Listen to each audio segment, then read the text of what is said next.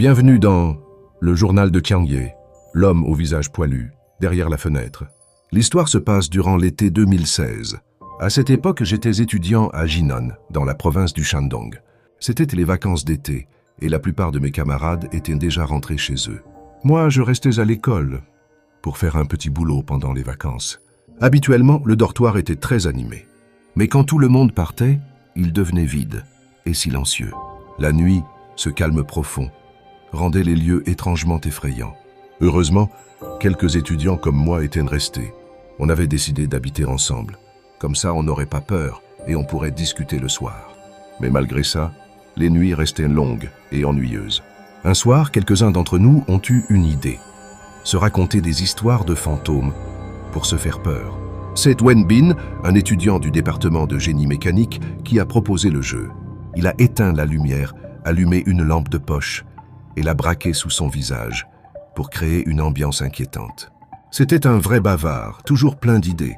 Alors, naturellement, c'est lui qui a commencé le premier. Wen Bin a dit que c'était une histoire vraie. Elle s'était passée plus de 10 ans plus tôt dans sa ville natale, à Linyi, au Shandong. À cette époque, il n'avait que 6 ou 7 ans. Chaque week-end, il allait voir son père, garde forestier, dans les montagnes de Yimeng. Il passait la nuit là-bas, dans une petite cabane en bois. Ses parents dormaient dans la pièce d'à côté. Il se souvenait bien, quand son père éteignait la lampe, tout devenait noir. Noir comme du goudron. Pas comme en ville, où il y a toujours une lueur quelque part. Là-bas, c'était une obscurité vivante, presque étouffante. La lune projetait sur la fenêtre l'ombre des grands arbres. Les branches bougeaient doucement, comme de grands monstres endormis. Et quand le vent soufflait, on entendait un bruissement étrange, juste derrière la vitre. Wen Bin, terrifié, n'osait pas ouvrir les yeux. Il se cachait sous la couverture, le cœur battant à toute rompre. Puis, comme tous les enfants, il a fini par s'endormir. Mais cette nuit-là, quelque chose d'étrange s'est produit. Au beau milieu de son sommeil, Wen Bin s'est réveillé en sursaut. Il sentait qu'on le regardait, comme si, dehors, dans l'obscurité, une paire d'yeux l'observait fixement. La peur a lentement grimpé en lui. Il a tourné la tête vers la fenêtre. Et là, il a vu une ombre énorme projetée sur son visage.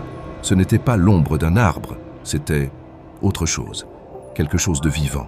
Quand ses yeux se sont habitués, il a distingué une silhouette monstrueuse, un visage recouvert de poils noirs, 2 yeux énormes qui brillaient d'une lueur verte et des crocs blancs tranchant comme des couteaux. La créature était collée contre la vitre, ses griffes plaquées sur le verre, comme si elle voulait entrer. Puis elle a commencé à frapper la fenêtre, encore et encore, avec rage. Wen Bin, pétrifié, ne pouvait plus bouger. Et soudain, il a hurlé, de toutes ses forces. Un cri si puissant que sa voix est restée cassée pendant un mois. La créature, excitée, frappait de plus en plus fort à la vitre. Wen Bin, les yeux fermés, criait sans s'arrêter. Il sentait que le monstre allait entrer et le dévorer. Puis soudain, la pièce s'est illuminée. Ses parents, réveillés par ses cris, ont accouru. Ils pensaient qu'il faisait un cauchemar. Ils l'ont serré contre eux pour le calmer. En pleurs, Wen Bin a raconté ce qu'il avait vu. Son père et sa mère ont regardé par la fenêtre, mais il n'y avait plus rien. Pourtant, son père avait l'air nerveux. Il a pris un bâton et il est sorti vérifier dehors. Plus tard, il a passé un coup de téléphone, à voix basse, comme s'il voulait rester discret. Le lendemain matin, avant même le lever du soleil, le père a réveillé Wen Bin et sa mère. Sans explication, il leur a dit de quitter la montagne tout de suite. En partant, Wen Bin a vu plusieurs hommes rassemblés devant la cabane, certains armés de fusils. Il sentait que quelque chose de grave s'était passé, mais sa mère n'a rien voulu dire. Et c'est ainsi que Wen Bin a terminé son récit.